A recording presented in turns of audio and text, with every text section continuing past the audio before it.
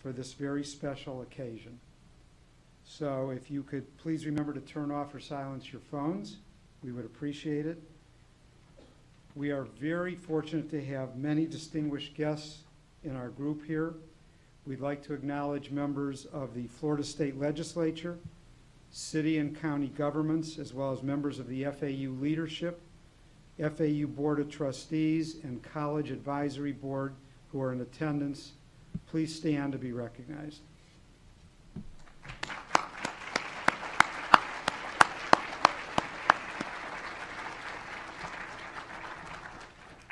We would also like to acknowledge and thank the representatives who are here today from our partner hospitals and members of our affiliate and full-time faculty who contribute so much time and energy to enrich the education of your children, our students. A special hello and thank you for coming to Christy Lynn and to Mayor Susan Haney. Thank you.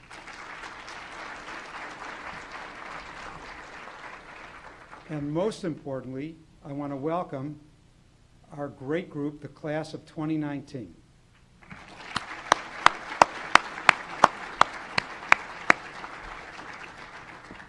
Thank you all for joining us today. So the White Coat Ceremony.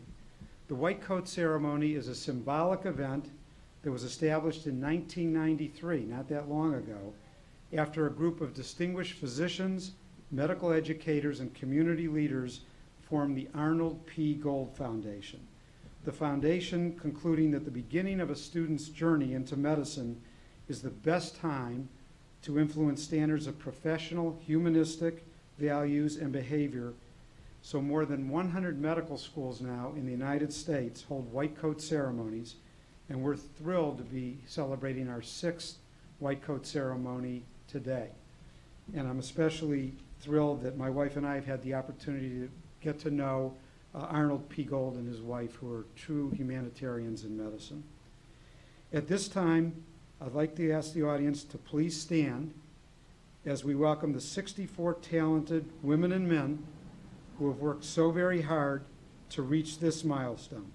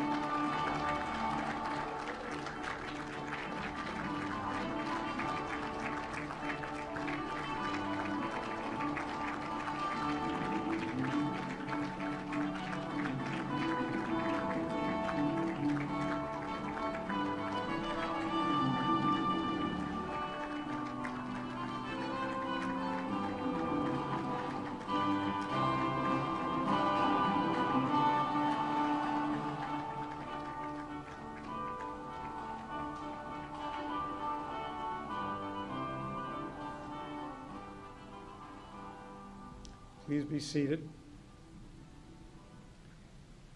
You guys did that great. Parents, your children actually know how to walk down in order. Worked out great. So at this time, it is my great pleasure to introduce Dr. Art Ross, the Interim Dean of the Charles E. Schmidt College of Medicine. A pediatric surgeon, Dr. Ross has served 3 university-based medical schools as a campus executive or dean. These experiences have included both private and public universities. As a result of his extensive experience in medical school administration, he's been selected as a leader of several national professional and accrediting organizations. He's past chair of the Governing Council for the AMA section on medical schools, the current chair of the Liaison Committee on Medical Education, and a peer-elected member of the Administrative Board of the Council of Deans, Association of American Medical Colleges. Please join me in welcoming Dr. Ross to the podium.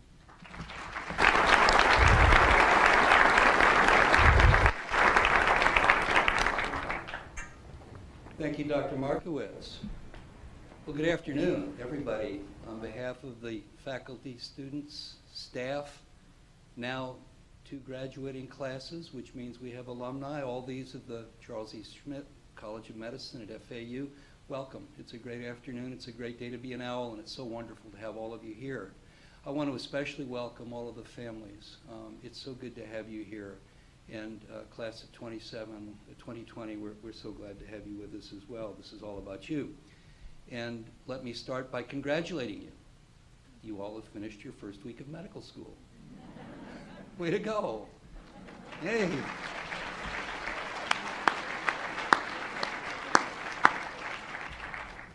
So guess what? Only 201 more weeks to go. You can do it. And I make light of it, I suppose, but not total light of it. You'll be amazed at how fast the time goes by. You'll experience days that never end.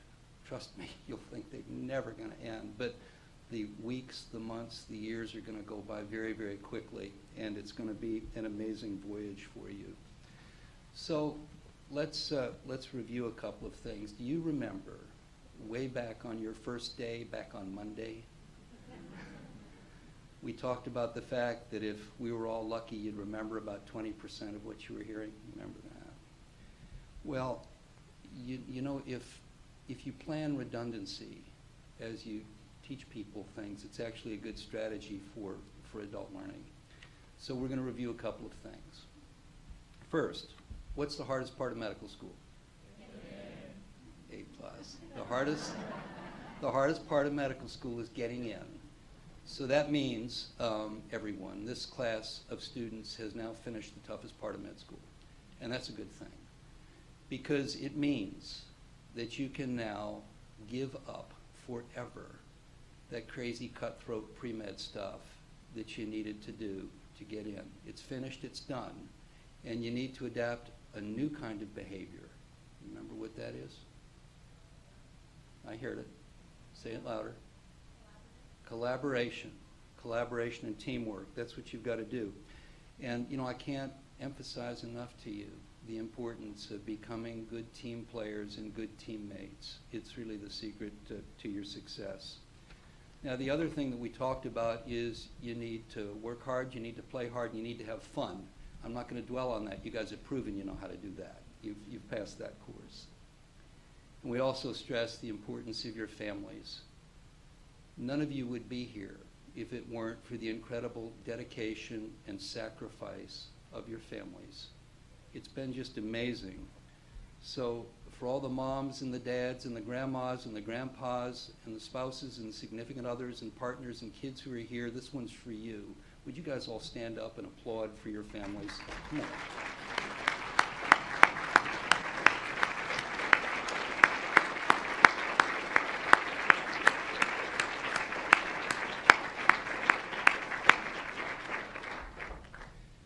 Thank you for doing that, and thank you to all of you family members who have made this possible, and thank you for entrusting your loved ones unto us. We are going to work with them and help them to be the best doctors they can become, and that means they're all going to be great, great doctors. We talked about the fact that you've had some amazing people to precede you. The classes before you have been wonderful. They've all accomplished some really great and terrific things. And now you join them, and now it's your turn, and it's time for you to make your mark and to become our best class ever. There's a group of people over here saying it isn't going to happen. I'm not trying to create any competition or anything like that, but I think we all stand on the shoulders of the giants who've come before us, and you will take advantage of what the classes that preceded you have done to make your mark, an indelible mark on this school. And we're all so proud of you and are going to become increasingly proud over time. So Dr. Markowitz began to talk about this ceremony. It's really a terrific ceremony because the idea of it is it's a transformative moment in the life of someone who becomes a physician. It's the time when the students actually enter into the medical profession, and it's a moment when they utter some very solemn vows about the responsibility that this profession requires of them. I'll quote you something here. I place myself in the service of humankind, striving to be held in good repute among all human beings for time eternal. Now, these are words that are centuries old, They're words of Hippocrates, and yet to this day they reverberate in the minds of physicians. And when you first recite this oath as you graduate, you will have words within you that you'll remember forever through long nights and long days and difficult decisions and stressful moments. The origins of these words, Hippocrates' words, are centuries old, and yet they endure because they really are the essence of our profession. And they implore something that is a very important part of our profession, which is altruism. And the altruism which drew you into this profession is what is going to give you the strength to sustain through the very challenging days ahead. Now, you all will hear our students recite an oath today. It is not the Hippocratic oath, but instead an oath that they themselves have created. They've worked hard, they've collaborated, they've been good teammates, and they have developed a very relevant oath, not just because they've written it themselves, but because they have taken it upon themselves to reflect upon the personal and the technical and the economic and the societal issues that face them today. And as they recite this oath and take these vows and make these promises, they are doing something which is very important. They are making a transition in their lives so that when they walk out of this building, they will be different people from the people who walked into this building. They will have uttered in front of all of you the expectations they have of themselves, the promises that they've made to both themselves and to all of us as to what they will achieve as they become great doctors. And everybody knows a promise made is a promise kept. And you're all going to hear these promises that they will make to all of us today. You're entering medical school at just a transformative time. And it's not just transformative because our health systems are going to change. It's transformative because there is an unprecedented explosion of knowledge. Scary, scary explosion.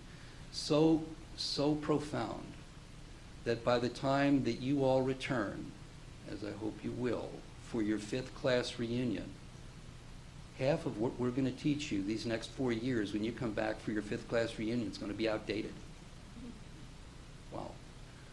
So it's probably more than auspicious that we have this ceremony in our Lifelong Learning Center today, because one of the most important skills you need to learn, to acquire, and to practice from this day on is the skill of lifelong learning. Your knowledge base is going to constantly need to change, and if you're not a lifelong learner, it will not take long before you're behind. The practice of medicine will not change. The way we practice medicine may change. The health system we practice in may change, but the practice of medicine won't change because it is based on altruism, it is based on compassion, it's based on treating every patient as though he or she is the most important person in the world. And as long as you practice with these ideals, you will be the great doctor that all owl doctors will certainly be. You're the future of American healthcare. I don't mean to put a big burden on you, but you are the future of American healthcare. We can be your teachers, we can be your mentors, we can be your colleagues, but in the end, your challenge is to do better than we've done. Your challenge is to take what we've done, what we've handed to you in the way of a baton, and to take it to the very next level. And as you do so, that you do so always with the patient first and foremost.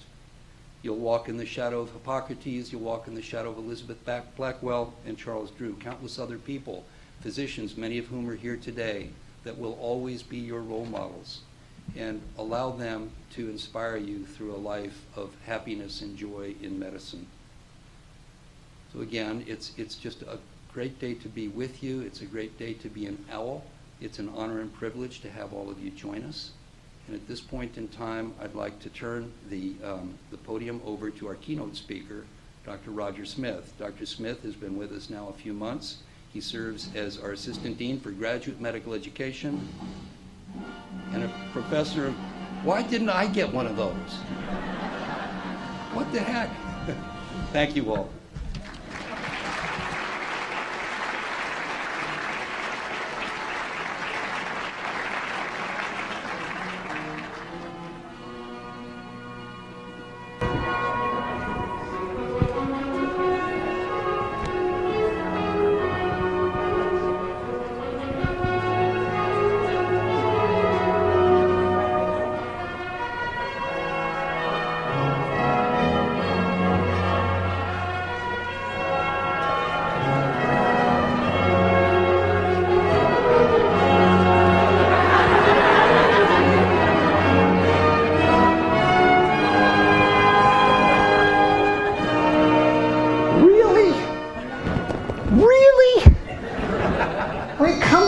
people? It's a white coat.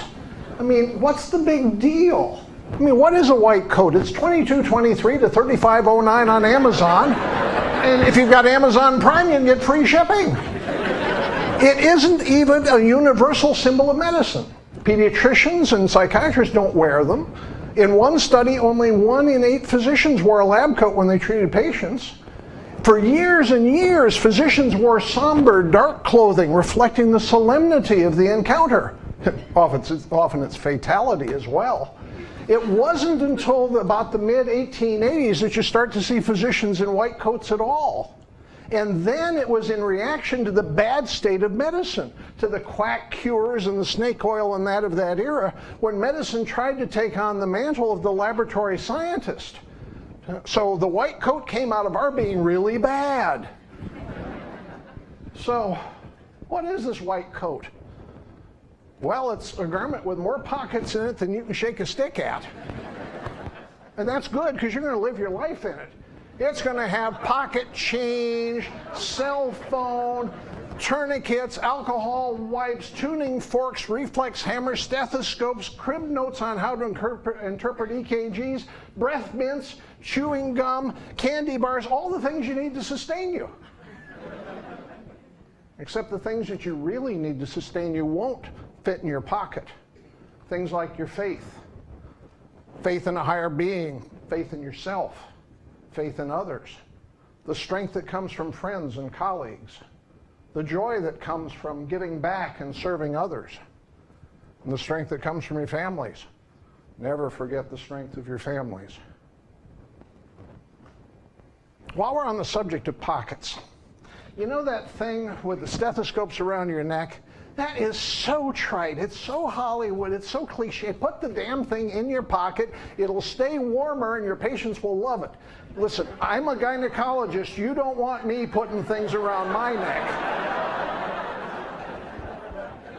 Enough said.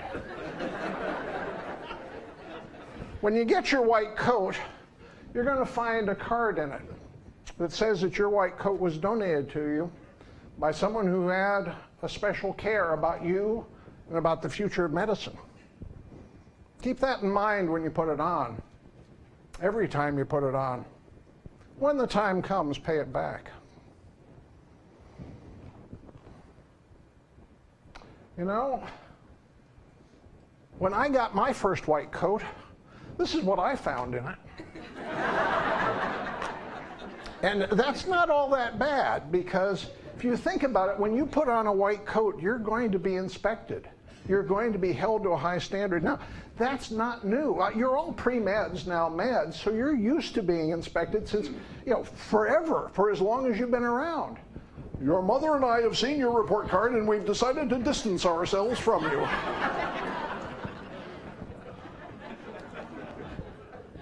But you're going to be tested like you've never been tested before. You're going to be tested at the end of courses, for certification, for licensure, for recertification, for continuing education. It never ends. But the most important tests you're going to face happen every day. When you encounter that patient, that's your final oral examination. That's an examination you cannot fail. White coat's a hell of a fashion statement. What do you do to accessorize it? I mean, for example, what shoes do you wear? Do you go with the South Florida orthopedic look? The 60s kinky nurse? How about just going for bling? I mean, that would work. Or you can do the snowbird golf shoe. I suppose that would work as well. But whatever footwear you choose, remember, if you want to leave your footprints in the sands of time, you better wear work shoes. You're going to spend a lot of time on your feet serving your patients, learning your craft. You've got a lot of miles ahead of you. Wear comfortable shoes. It's important. When you put on that white coat a little later, it's going to have your name tag on it. But that doesn't make it your white coat. Only you can make it your coat. And you're going to do that through hours and hours and hours of study. You're going to have to bring to it your intellect, your heart, and those things that make you special, that make you unique, that set you apart from everyone else. You're going to have to bring to that coat your passion and your compassion. Never forget your compassion. Someday, along the road, your coat will have your name embroidered on it. And with luck, in 4 years, you'll be able to add those coveted letters, MD.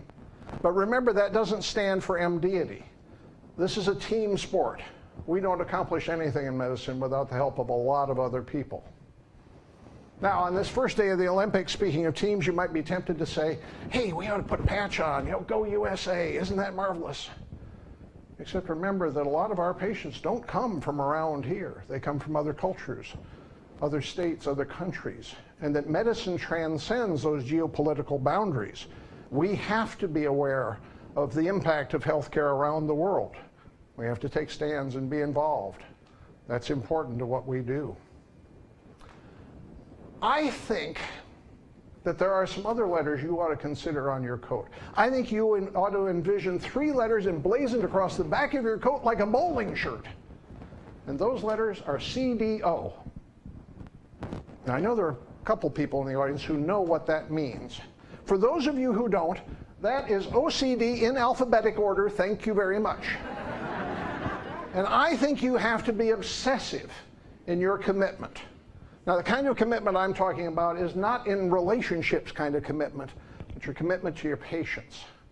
That's the commitment that you have to make. And it is, and it must be, unwavering. When you put on that coat, it conveys a certain stature and position in society, and apparently bad posture as well. It gives you access to patients. You will often be the first person who cares for your patients. You will be their advocate, their guide through the healthcare system. You will be privileged to see patients at their best and their worst, to share with them stories of their lives and secrets that they won't tell their parents. You must always keep those secrets inviolate. You will be privileged to be there to witness the ends of lives well lived. And if you're lucky enough to be an obstetrician like I am, to be the first person to hold a couple's newborn baby in your hands. If that doesn't get your attention, you've come into the wrong room. Accounting's 2 blocks down.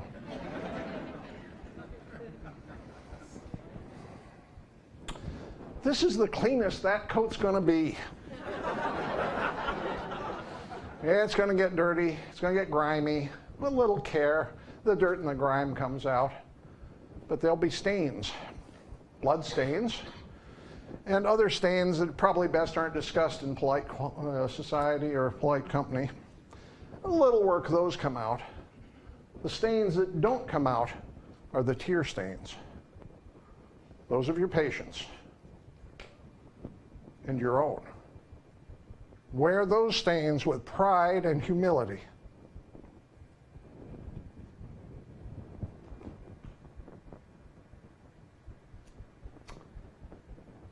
It's customary at events like this to say profound things, like, today a new door opens for you.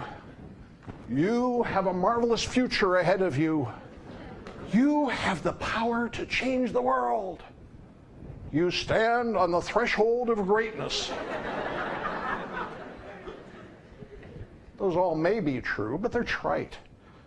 It's also customary at a time like this to give you some phrase or some inspirational word to live by.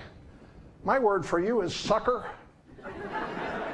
Now, before the parents in the audience get out their cell phones to call the bank and stop the payment on that tuition check, and senior administration decides to reclassify my job so it involves recycling, let me remind you of the spelling of that word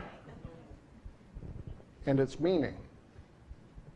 Give assistance and support in times of hardship and distress.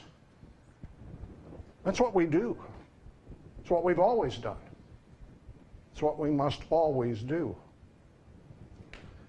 You will have an impact on your patients' lives, but only you can ensure that that impact is for the good. None of us know how long the work of our hands will endure. So you have to ensure that the ripples you leave behind will all be for the good.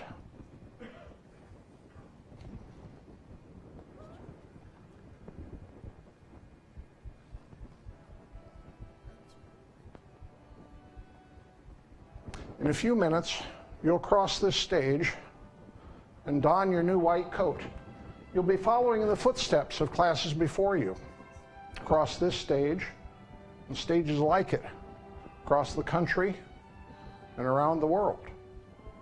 Over years, over decades, over centuries.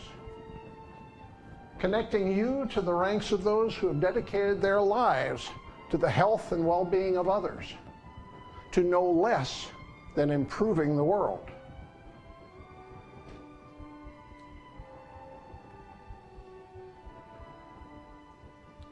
These vestments of the profession are a tangible symbol of your commitment to join that quest and make it your life's work. This and every time you put on this lightweight garment, feel the immense weight of that commitment. I thank you for taking on this quest, allowing me to stand by your side. Thank you all.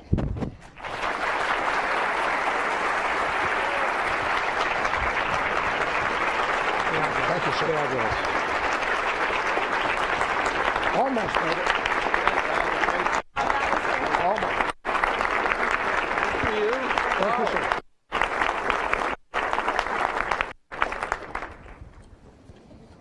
Wow.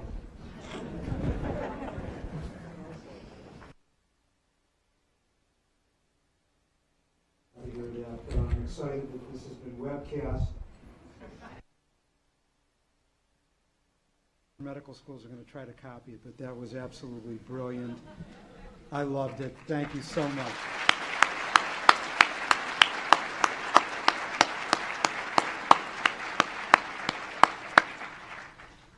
You've given our students, Roger, something else to ponder about how they want to be remembered as physicians and human beings, and I thank you.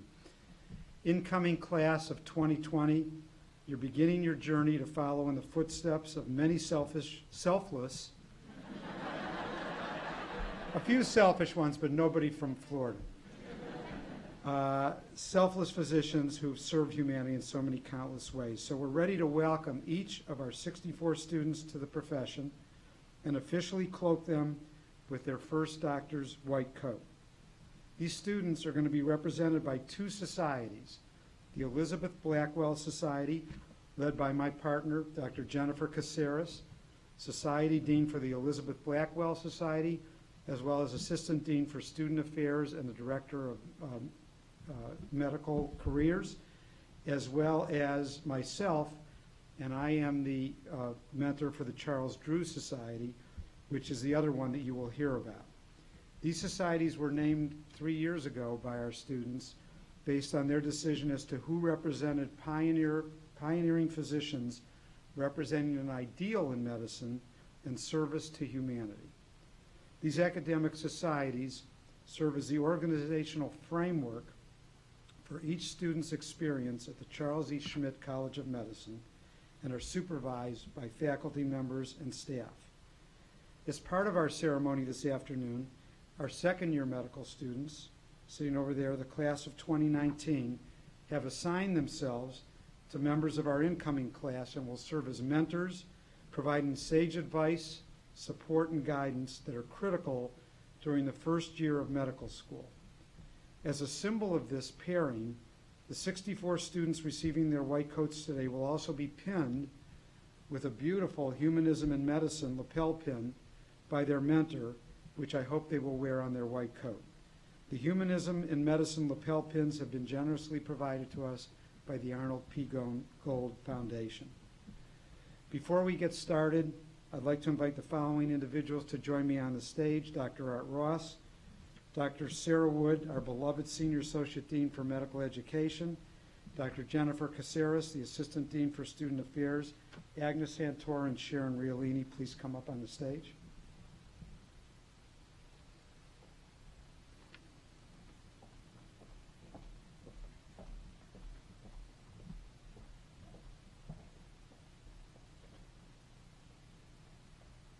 Okay.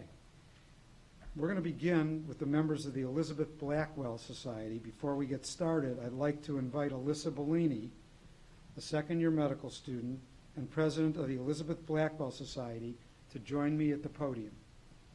Alyssa will provide a brief overview of Dr. Blackwell and why our students selected her to represent one of our two societies. Hi, my name is Alyssa Bellini, and I'm the president of the Elizabeth Blackwell Society. As new students at the Charles E. Schmidt College of Medicine, Blackwell is a name you're going to be hearing regularly, so it's important to understand who she actually was. As Dr. Blackwell was first beginning her medical career, there were many who doubted her abilities. During her time in school, she managed to not just earn the respect of her peers and professors, but also inspire those around her to hold themselves to a higher standard. She graduated at the top of her class in 1849 and became the first woman to earn a medical degree from American Medical School. After graduating, Dr. Blackwell moved to Europe to gain practical experience studying midwifery in London and Paris before returning to the U.S. 2 years later. Soon after she returned, she opened an infirmary for women and children, which she later expanded to also serve as a nurses' training facility with the help of her sister, Dr. Emily Blackwell. In 1869, Dr. Blackwell returned to London to help establish and then teach at the London School of Medicine for Women, where she spent the rest of her medical career. This further accentuates her legacy of not only being the first female doctor in the U.S. and Britain, but also making sure that many more would be able to follow in her footsteps. It is for this reason that one of our two academic societies was named the Elizabeth Blackwell Society. Much like the society's namesake, our college believes that not gender, but traits such as professionalism, leadership, and compassion are what determine whether or not someone will make a great doctor, and that a career in medicine is something that everyone should have an equal opportunity to pursue. Thank you.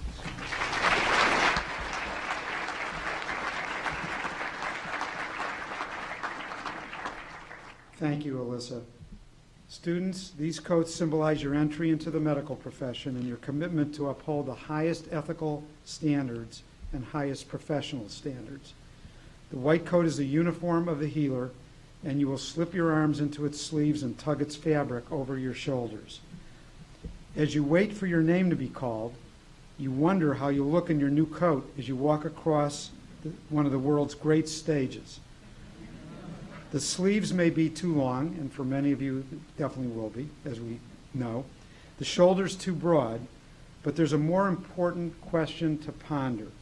How will you measure up when you put on the coat every day after this one? Let's get started. As your name is called, please come onto the stage on your right, exit the stage to your left.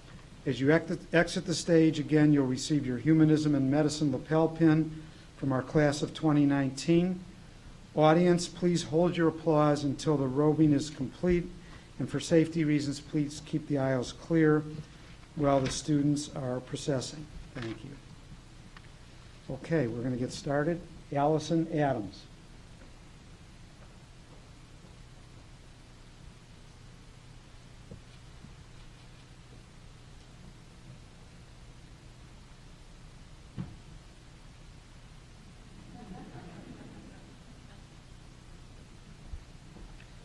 Mastari Aki.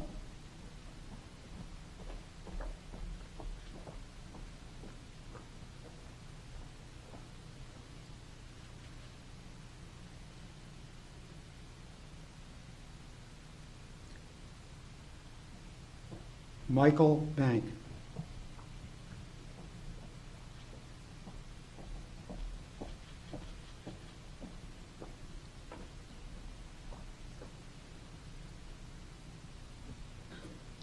Berna Bayou Kostuk.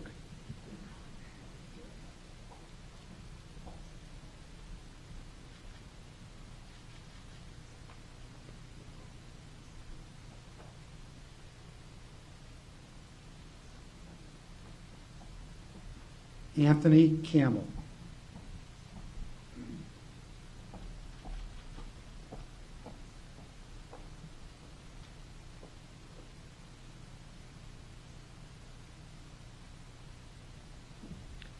Anthony Chochi.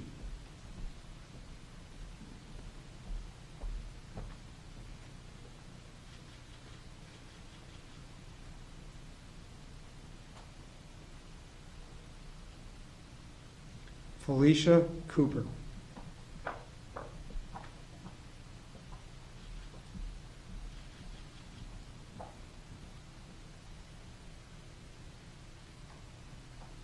Jonathan Creech.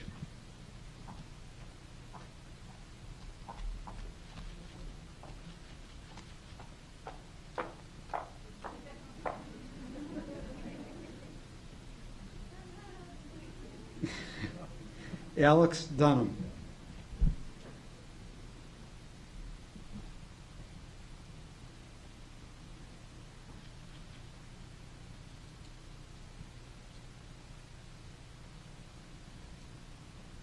Jennifer Freever.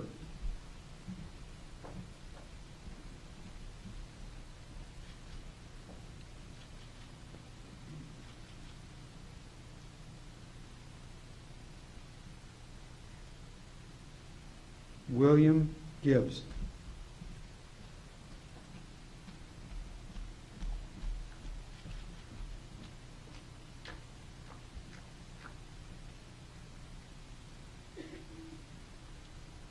Sarah Goodman.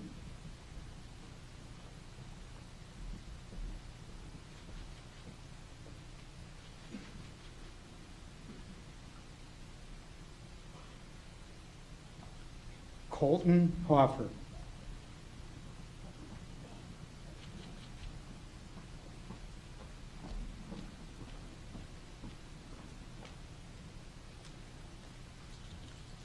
Jeffrey Katz.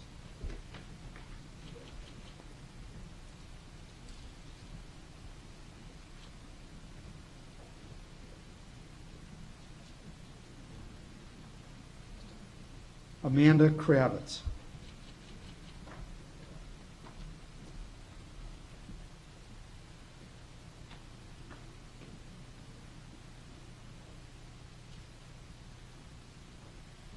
Michael Kucharik.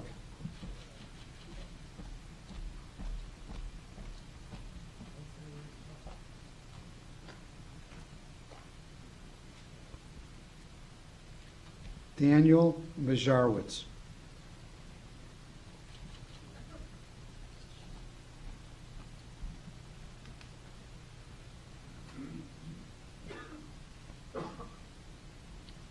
Megan McMahon.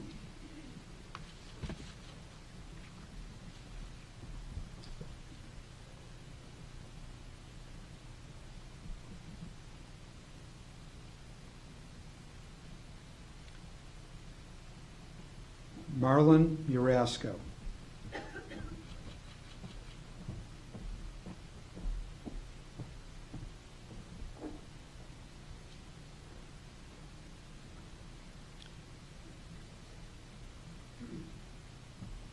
Brajesh Patel.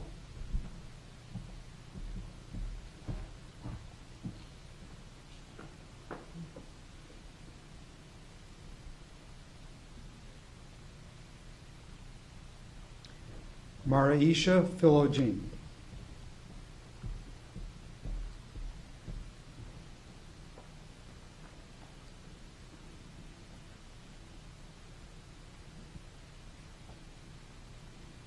Eric Picard.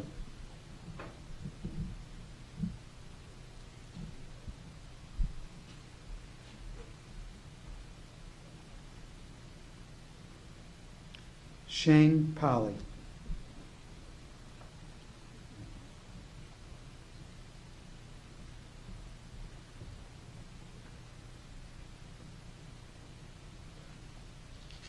Zach Ramilovich.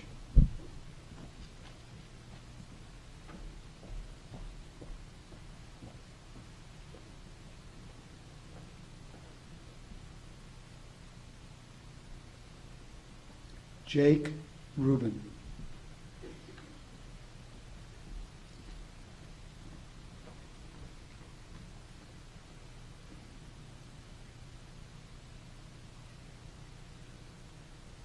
Cortland Samuels.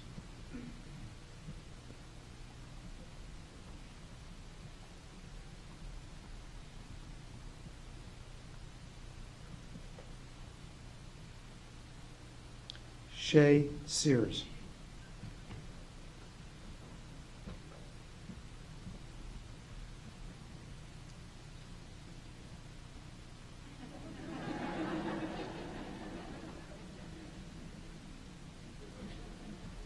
Priscilla Tang.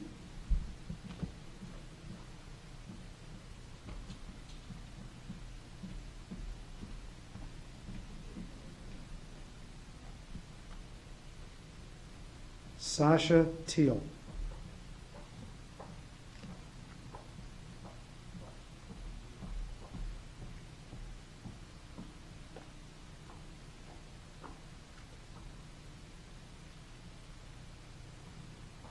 Michael Trentelange.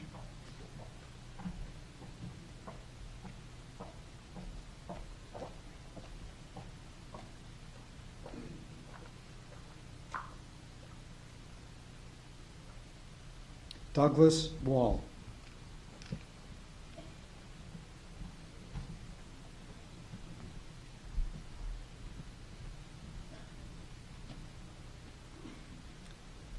And Alfonso Wilson.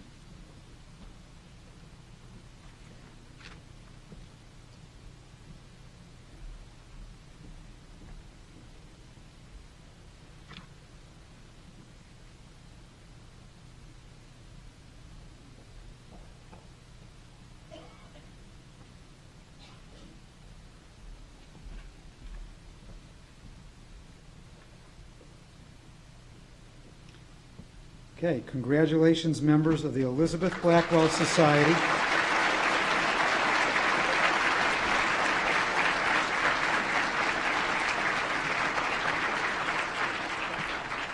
Dr. Caceres will now exchange places with me as we get ready to cloak the members of the Charles Drew Society. Good afternoon. It is truly an honor to be here today on such a wonderful and special occasion. Before we started, I ran into one of the new students in the ladies' room, who I'm looking at right now, and she ran in and saying, "I bet you're not nervous, but I am." And I said, every single time we do this, and every event that we participate with these students and graduates are special. And I think you all know why, regardless of how many times we do this, and after the exceptional keynote speech, it really is. Every single person who comes in, every new student, is as special as the years that have gone by. So at this time, I would like to invite Matthew Wells to join me at the podium so that Matthew can provide a brief overview as to why our students chose Dr. Charles Drew to represent one of our two societies.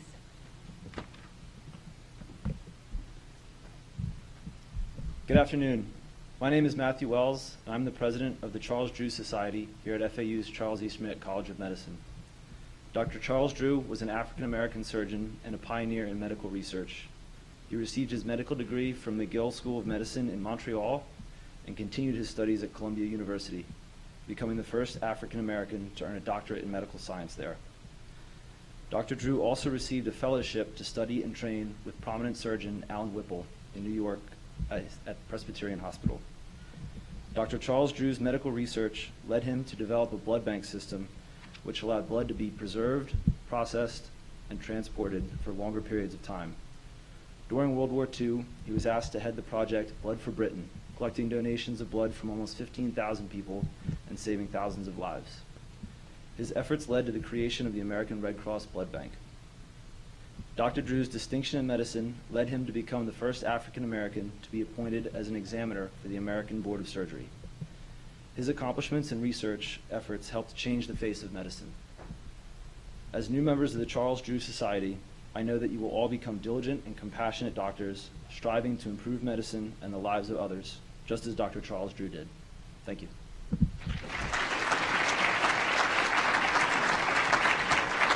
Thank you, Matthew. Let us now continue on with our white coat ceremony and the cloaking of the members of the Charles Drew Society. Students, as your names are called, please come onto the stage on your right and exit the stage to your left. As you exit the stage, you will receive your Humanist in Medicine lapel pin. Audience, please keep the applause until the robing is complete, and for safety reasons, please keep the aisles clear while the students are processing.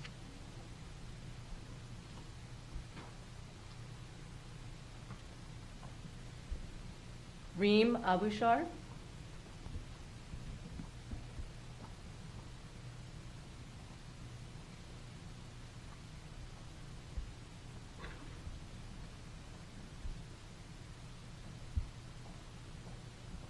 Christian Aguado.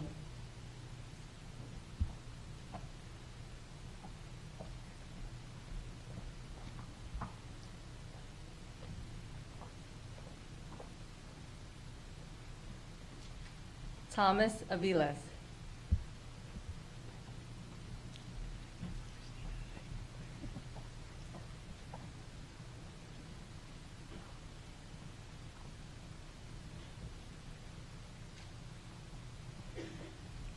Brandon Barsky.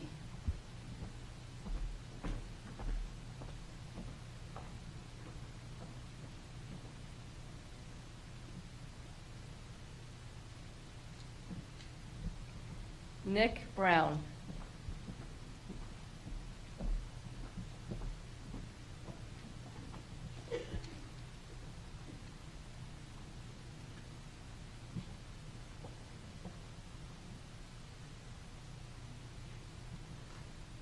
Trisha Cardillo.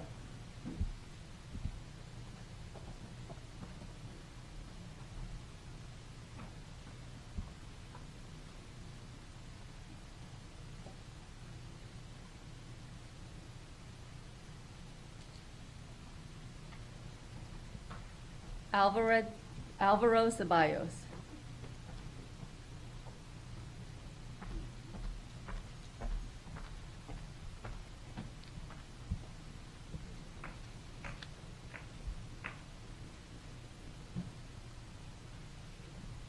Sean Cohen.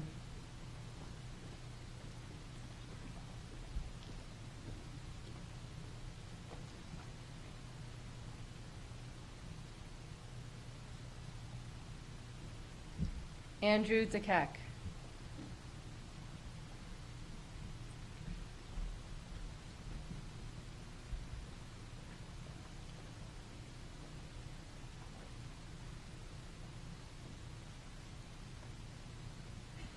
Leonie De La Cruz.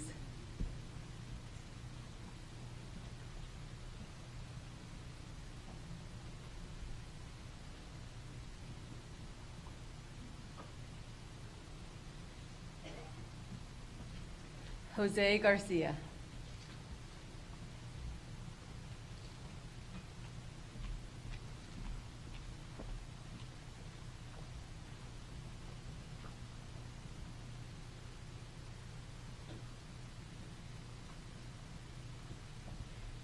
Karen Garzone.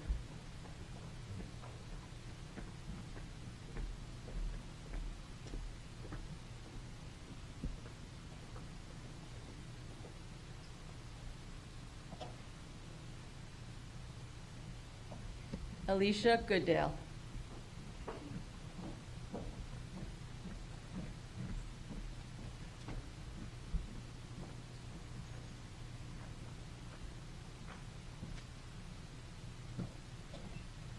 Lucas Goss.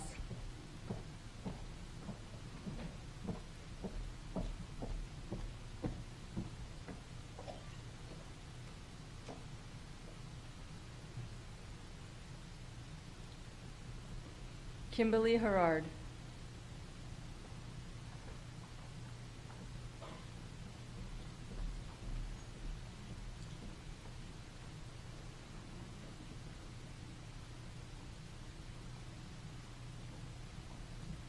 Javed Kanai.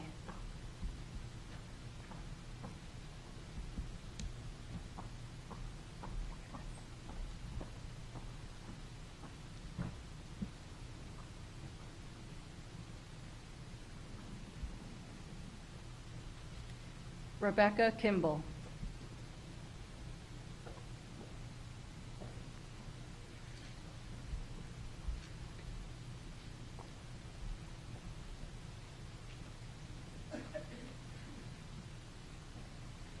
Nina Legrand.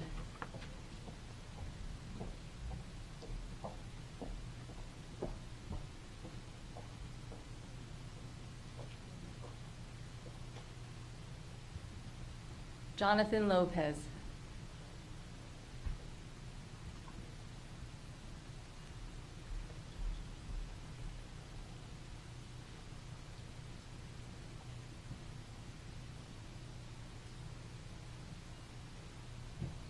John Mallow.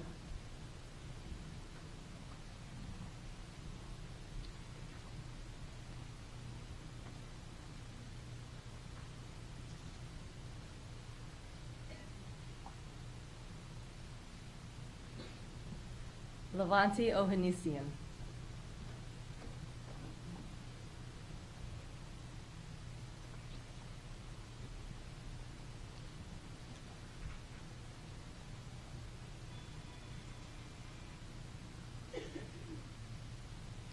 Michael Olson.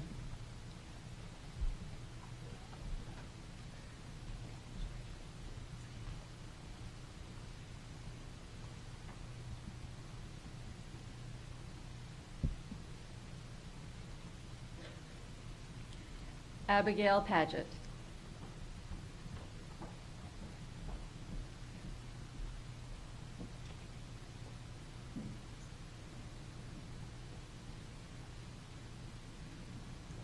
Michael Pertinen.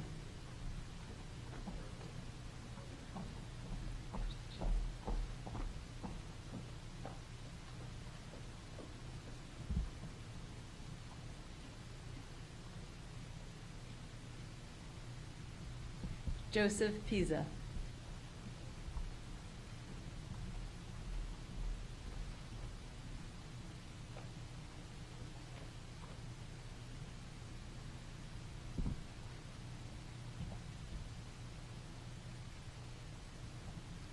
Christina Rankin.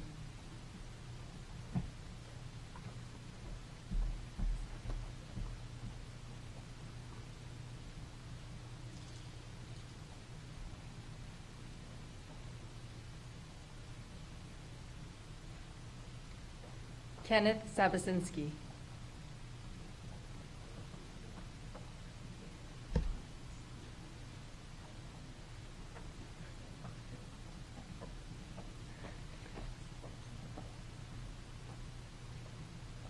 Stephen Shapiro.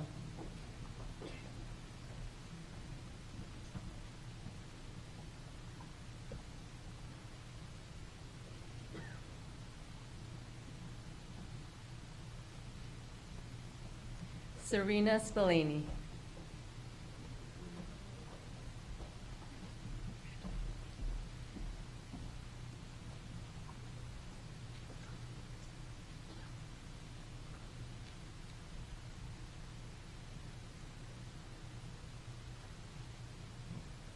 Arushi Thopper.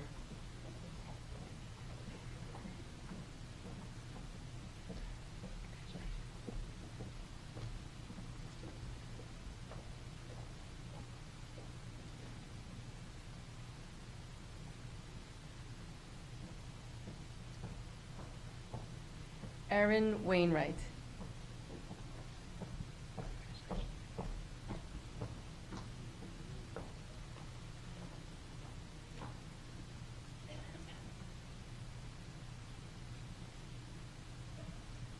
Matthew Wall.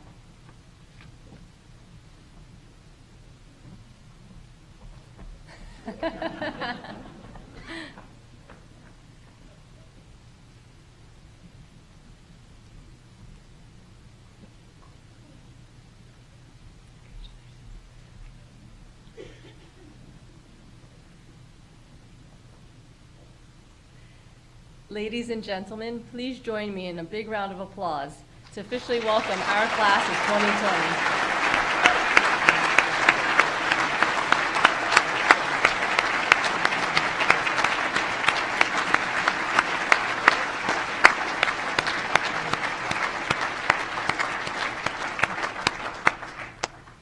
Thank you, Dr. Ross and Dr. Wood.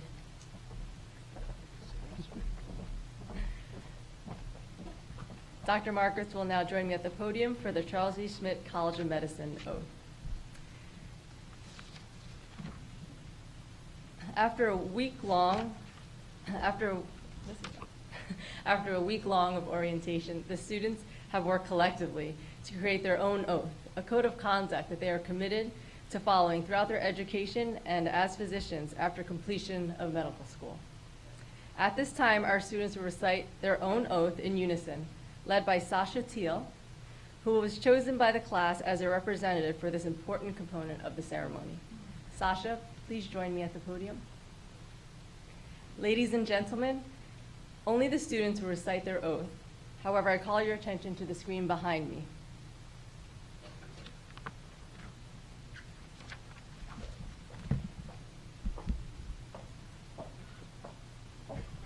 Hello, class of 2020.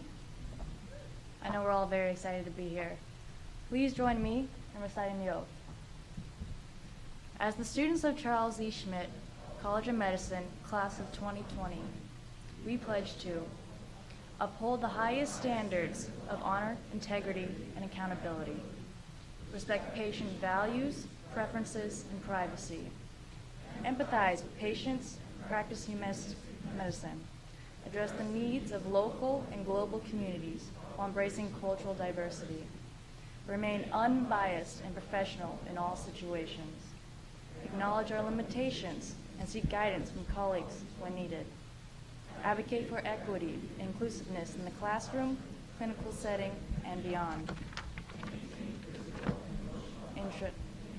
providing quality care, contribute to scientific knowledge, medical education through a commitment to lifelong learning, recognize that practicing medicine and earning patient trust is a privilege. By embodying these tenets, we will commit ourselves to a life that will bring honor to our profession, and above all, do no harm. Thank you.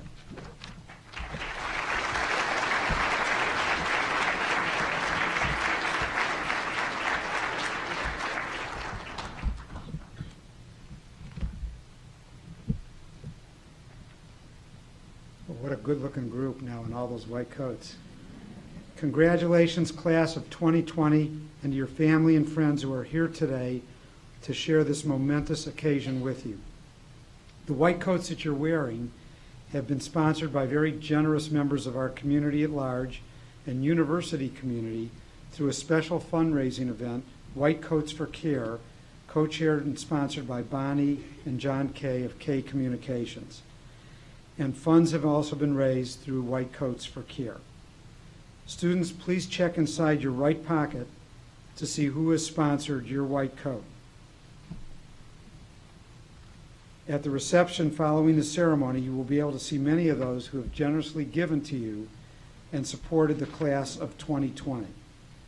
We're most grateful for the continued support from Dick and Barbara Schmidt and the Schmidt Family Foundation for their vision of a biomedical science program and a medical school at Florida Atlantic University, and to all of you for your continued support of our students in our college. We'd also like to say a very special thank you to the College of Medicine's Advisory Board Chairman, Dr. Michael Dennis, for graciously underwriting the reception this evening. Dr. Dennis has supported the creation and growth of the college from the beginning. Without his vision and support, we would not be here today. Dr. Dennis, could you please come to the podium?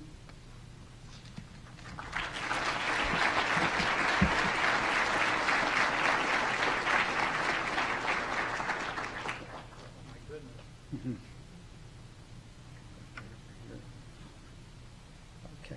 This plaque is a gift to you from the College of Medicine and all the students, and it says on it, "With our deepest appreciation, we honor Michael Dennis, MD, with this gift in recognition for your passion, commitment, and dedicated service to the students of the Charles E. Schmidt College of Medicine. From our students' first day to their graduation, you have been their champion.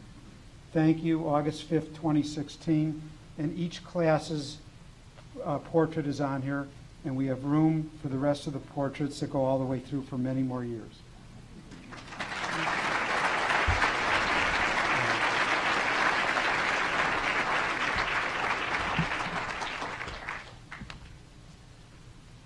Thank you, Stuart.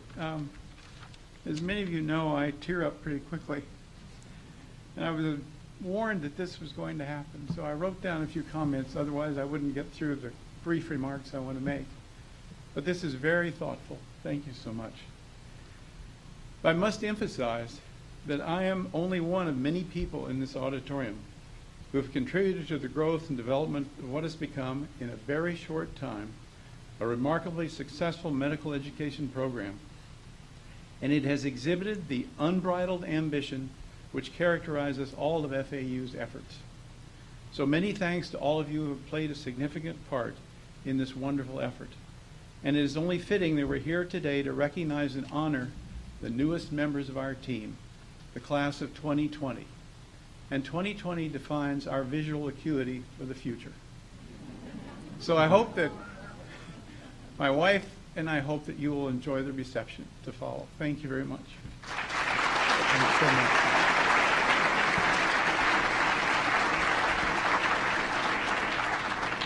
Thank you, Michael. We're now getting ready to conclude our ceremony. Class of 2020, you've received your coat and placed yourself in the service of humankind. And we have to tell you that a huge part of communication is nonverbal, and we know this from love. So although key verbal communication skills are required, body language must also be learned. Touching communicates caring, compassion, and reassurance. Hold the patient's hand, hug them, sit on their bed, and cry with them. Let them see that you care. Allow yourself to be vulnerable and suffer with them. The relationship with a patient and family is an intimate one, and it requires cultivation. Nonverbal communication takes practice.